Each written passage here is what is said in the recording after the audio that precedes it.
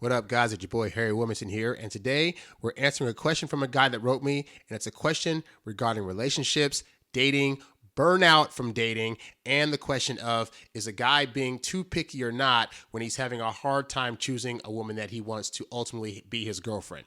Where it's a question that I'm sure happens quite a lot in the dating sphere. And so I'm going to answer it. As always, guys, if you need help with any of your dating situations, you can write to me at HarryWilmington@gmail.com. And for more in-depth one-on-one coaching, go to HarryWilmington.com, check out my ebooks, audiobooks, sign up for coaching, and also check out the Get Girls Academy, which has all the programs I've ever made that will help you figure out women. So let's get into this guy's question. I'm going to read it all the way through, and then we'll break it down and see what's going on. So he says, "Hi, Harry. In the past months, I managed to improve a lot and am able to date multiple women. The thing is, after going for many dates and trying to juggle multiple women and life in general, I just don't feel like it anymore after an intense summer. Also, the women I met are great, but there is always something that is a bit off. I always think and feel like I would be settling in some regard. There's always this drive to see what more is out there, even though the ladies are by most objective and cultural standards great women. The reason I'm writing is because I'm a bit confused at the moment. I see it time and time again that most guys never even try to improve, but still get chosen by that one great woman and boom, relationship, married, and happy together for years. And I'm here trying to improve, going through trial and error, and not really finding the right fit. So the question is it normal to be like this, or am I just too picky? Were you ever in a phase where you felt a bit burnt out from dating? If yes, how to deal with it as a man? I only saw advice for women on the internet, which said, just let go of it all, trust the universe, the right one will find you, and BS like that. And they don't really fit me because I believe in being proactive.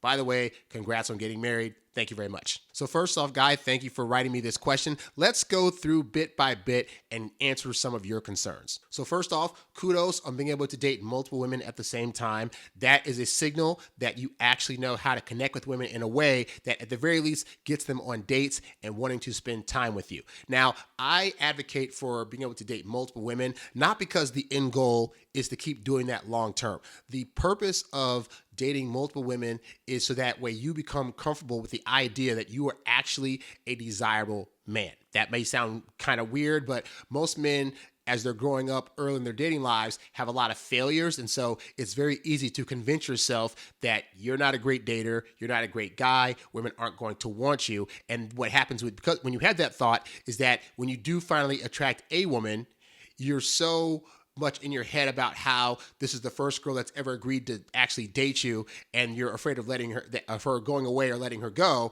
that you end up doing way too much because you're so obsessed and you don't think that there's going to be anybody else out there. And so the purpose of dating multiple women is to get in your head that if you're dating any one particular woman and either she starts acting up or she decides to get rid of you or you decide she's not right for you, you know that you already have proof that you can get other women, so you're not going to keep yourself stuck in a situation that either is no longer serving you or is that is toxic. So that's the point of telling men, hey, go out there, date multiple women at a time. That does not mean that you have to continuously keep doing that, because what we want is you to get to a point where if you're just dating one woman, you're not going to be doing the overly obsessive behaviors, the texting all the time, calling all the time, trying to get her to hang out all the time, constantly trying to touch her when she doesn't want to be touched, etc.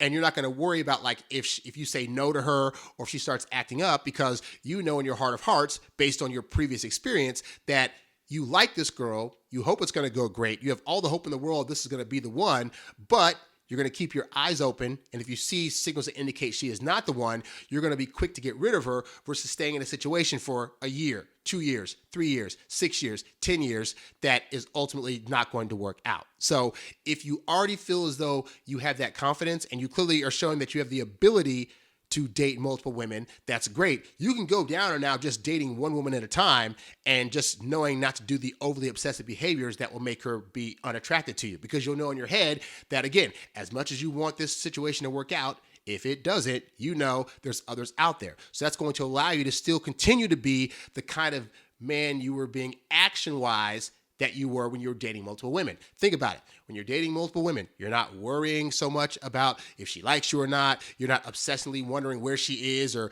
if you need to text her all the day because you have 4 or 5 other women you're attending to. And that level of detachment is what's going to actually keep her attracted. So as long as you've learned to be detached from outcomes, then you can date one woman at a time and be totally fine. Now, in terms of your predicament of dating women and seeing that there's something a bit off, here's the reality is that we like to think that dating is just going to happen in a streamlined process. You're going to date 3 or 4 women, and of those 3 or 4 women, one of those women are going to be the one that you want to date long term, and it's going to work out completely fine.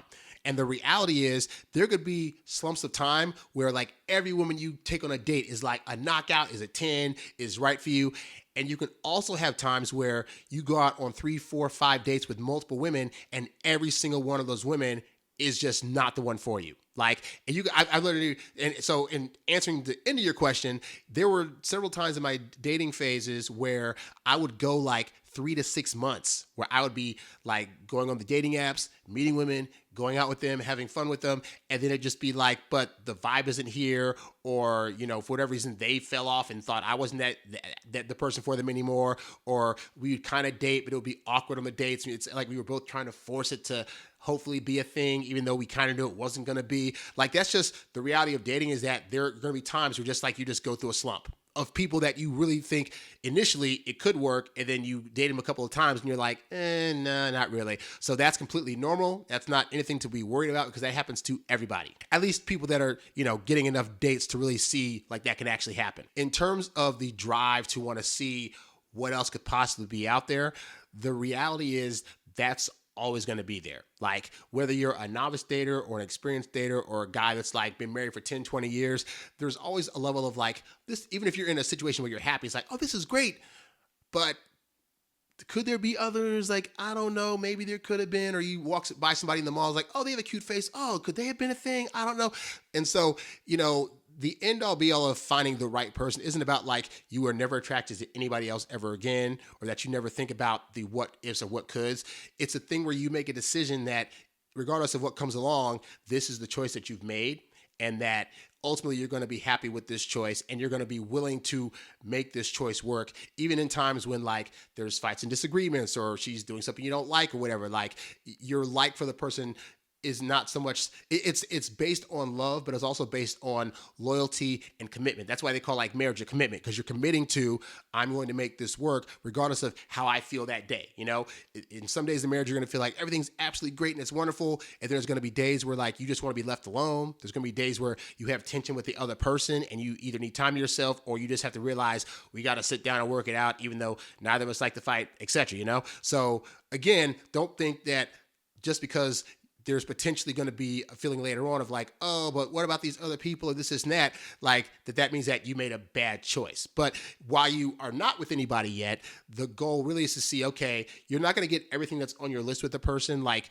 at best, you're going to get 80% of 100% of what you want from a person. And there's going to be 20% that either annoys you or you disagree with, et cetera, right? So the goal is not to chase perfection. Ultimately, the goal is like, how close can you get to like that 80%? Like, if you can get to 80, even like 82, 83%, then you're doing pretty good.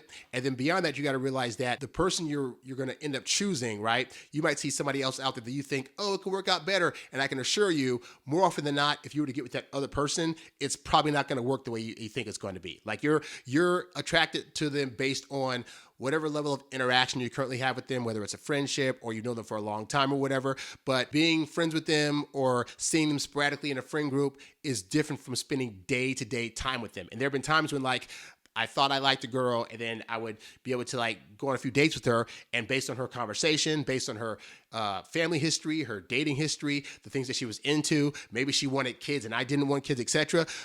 I found out, oh, this actually wouldn't be a good match. There are also women that like, they didn't date me, and then later on I find out that like, based on their personality or things they're into, it's like, oh, I actually dodged the bullet.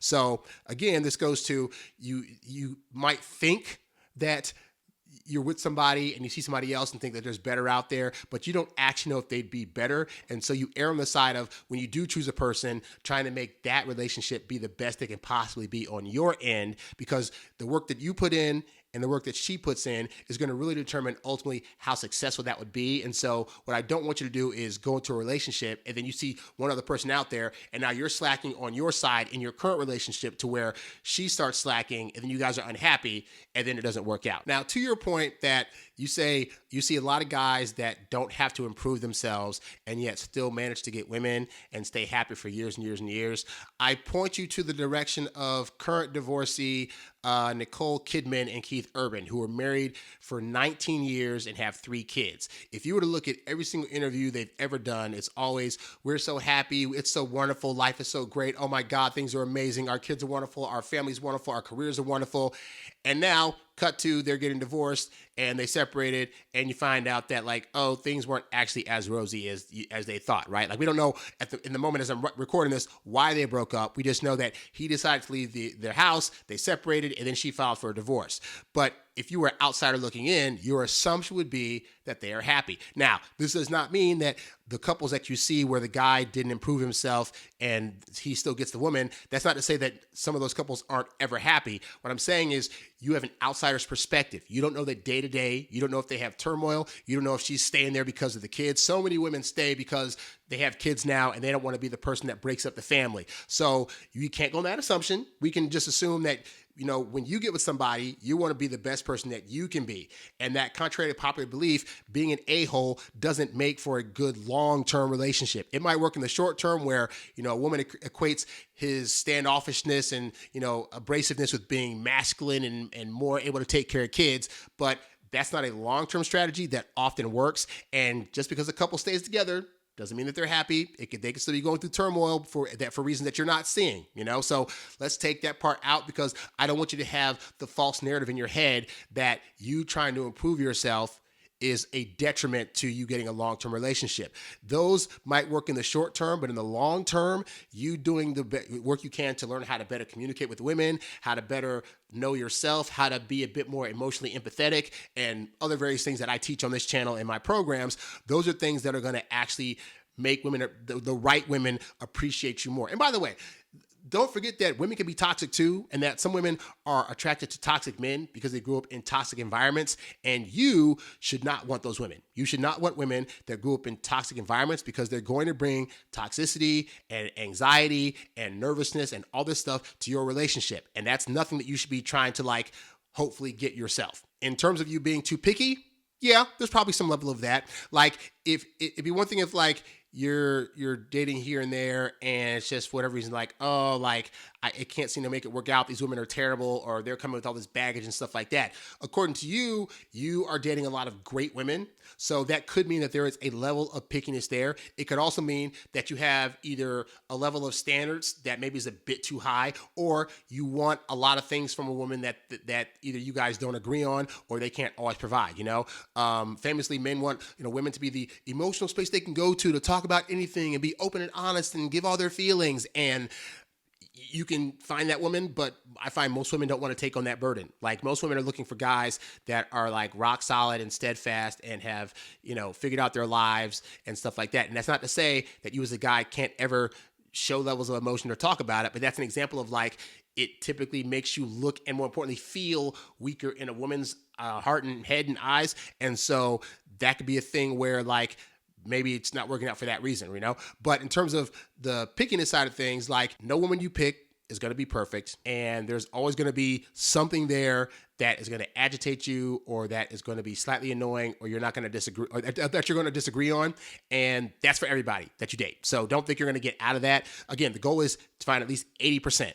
So if you're going on dates and you're seeing like, oh, this girl has like 81%, 82% of what I want, but she picks her toes weird. Oh my God, I can't date her. Then that could be an example of you being too picky because there's going to be some things that just you can't negotiate out of her. It is how she is. She's not going to change it. And that's true for you too, you know? And so if you're going into it thinking either if I just change a few things, they'll be perfect, don't do that. But also look at like, but are the things that you're really looking at in terms of what you want or need, quote unquote, things that are actually things, or are they things that you can kind of let go of, you know? I remember in my dating phase, I was really against dating smokers. And then there was a point where I realized like 2 or 3 girls that I dated would occasionally smoke weed. And I had to decide like, Do I care more that they smoke weed, or do I care that they treat me well and have a good attitude? And ultimately, there was some where I decided, okay, you know what? If they're smoking weed out on the balcony and I don't have to be around it, or we're not going to like smoke lounges, then that was something at the time that I was willing to deal with, as long as it didn't have to impact me too much, but that for a long time, that was not something I was like, no, if you smoke at all, you're out, not going to deal with you, whatever, right? So again, you have to look at all the things that you're saying are on your list, or things, and same thing that we tell women, right? We tell women, don't be so picky. Why do you have this list here? And what does this really matter? So look at that for yourself, because the fact that you're pointing out that you might just be too picky, it's indicative that you've probably analyzed this and need to look at, okay, is every single thing that I'm asking for reasonable, or are there things that are hindering me from being able to ultimately date a woman long term? For example, most women speaking passive language. That's going to be a thing that does not change. Woman to woman, almost every woman I've dated and been with has spoken at some level in a passive language. That could be something that is annoying to you and could be on your list. You're not going to get a woman, because most women are going to do that, So look at stuff like that and see if there's ways that you could be a bit more understanding and a bit more accepting of certain things from the women you're dating at large. Lastly, the part of your letter where you talk about if I ever felt burnt out from dating, absolutely. Like, especially if I dated somebody long term and then we like broke up, usually I'd be like, oh my God, like that was a lot. Because dating people and being with people in general is a lot. You got to be more careful of emotions and the things that you're saying, more so than you would if you're around a guy, right? And so whether you've gotten out of a long-term relationship, or you've just been dating for like 3 to 6 months and you still haven't found anybody, and then you keep getting to almost relationships, and then they like crash at the last minute, it can be very taxing. It's a lot of energy spent, and you can just get burned out from it. And that's totally, completely normal. Usually when that would happen for me, I would take a short break. Like I'd be like, you know what? I've been dating a lot. I need to take just like, I wouldn't necessarily set a time frame, because I think just like when you're ready to feel it again, you're ready to feel it again. But I'd definitely be like, I'm going to take a break and like focus on, I don't know, building up some other business, or filming some videos, or doing podcasts, or, spending more time with my close guy friends or other friends that are in my life already, and just work on that. And then at some point in time, I'll get back to doing whatever. It would never be like a long stint though. Like I'd say at the most it'd be like maybe 3 months tops, but like usually I'd be ready to I'd be back at my normal self and be ready to get back out there again. So burnout is completely normal in terms of dealing with it. Like I said, I just get back to focusing on myself. Even when I was in that phases though, I was always looking at and reading things on how to get better with women, how to do better communication. Like I still had that as part of my focus, but I also realized that the more successful you are and the more money you're able to bring in, it helps you in relationships, in part because one, you just feel more like a guy, like you feel like a guy that can actually bring somebody into your life and support them. And so the more successful you are and the more money you get, it's not even for the women. It's for you to feel as though you're at your ultimate peak as a masculine man when you're able to do those things, is what I found, And then by proxy of that, you feel a little bit more loose about life, you feel more patient, and then that vibe goes off to women, and then they feel it, and then they want to date you. Now, the advice women give, the thing of like when they tell women, oh, just let go of it all, trust the universe, the right one, blah, blah, blah. A lot of the phrasing of that sounds very frou-frou, like, oh, wow, you just basically, because women have it of like, they're in the habit of like, I sit around and wait for a guy to come to me, so I shouldn't have to do as much. And to your point, as a guy, that's not the feeling tone we have, because we have the feeling of, I want to go do. I need to be working towards a thing. I need to be proactive in the things that I want to get. The problem where men struggle is they take the level of proactiveness to a level that typically turns women off, because we end up doing too much. And part of that's because we feel as though when we're not doing, we're not succeeding. So what men do is we fall into the trap of this. Let's say you meet a girl that you like, and you really like her, you have the hots for her, you want to take her out, right? So for most men, asking for the date is not enough. It seems too easy to say to a guy, just when you get her phone number, first message you send her is just asking for a date. All you gotta do is just ask her for the date, and she wants to go out with you, she'll say yes, you guys meet up. What do most guys think? Most guys think, but no, I need to be doing more. I need to be texting her every single day and calling her all the time. And I need to, when I go on a date, it can't be just like a 30 to 45 minute date. It needs to be like a 5-hour epic first date. Because if I'm not doing nonstop, she's not gonna like me. And that is the kind of training men get that keeps them single. I just found that something as simple as like you meet a girl at a party, you talk to her for like 10 minutes, you say goodbye to her, maybe you kiss her on the cheek, and then you leave. That is more effective than spending 4 hours with her at a party where she's going to get burned out by you. And the thing that men have a problem with is this idea that if you just give a little bit of yourself early on and then leave her alone, her brain will actually do the work for you of getting more attracted to you. So that's why I tell you guys, you go on that first date, have a great time, no more than 90 minutes tops. Most of my first dates would have been like 60 to 65 minutes, a tight hour, and then I gotta go. This is great. Hope you had a great time. Get home safe. Boom, I leave. I typically didn't do first date kisses. I wouldn't tell them I was going to contact them again. I would just make sure I give them the best first date ever, and then I would leave them alone for a minimum of 4 days. And a guy would hear me say, do that, and they'd think, but that's not doing enough. That's the problem, is that you're trying to do all, and that's forcing women to feel things that they're not ready to feel yet, versus you leave her alone. Now she gets to sit there and think and feel and reflect, and more often than not, it's going to be to your benefit when you let them do that. So even though I get you don't think you're being proactive, you being proactive is you're already asking her out, which lets her know on some level you like her, and then you're showing her a great time on a date, probably paying for the date, and then you're just asking her out again. That is you having the blueprint plan to be proactive to build this woman's attraction. And again, the part where you think you got to be there long term to force her to feel things, that is a losing strategy. Your proactiveness is simply letting her know, hey, there's an interest here enough to ask her on a date, and then taking her on dates, and on those dates being the best date you can possibly be. That is all you have to do to impress most women. If they're not impressed, then they're probably high maintenance women, at which point you are going to get tired of dating them anyway. And all that to say, there is levels of like being able to let go and trust the universe into some capacity, but it's really not even that. It's trusting that the processes that you've learned to attract women are going to actually work in your absence. I think men have a problem of trusting that if they're not doing, women are still feeling things for them. And hey, you could literally get to a point where you could not talk to a woman for like a week, 2 weeks, a month, years on end, and yet and still when you hit them up again, assuming that high interest is there, they're going to still be attracted and want to go out with you in some capacity.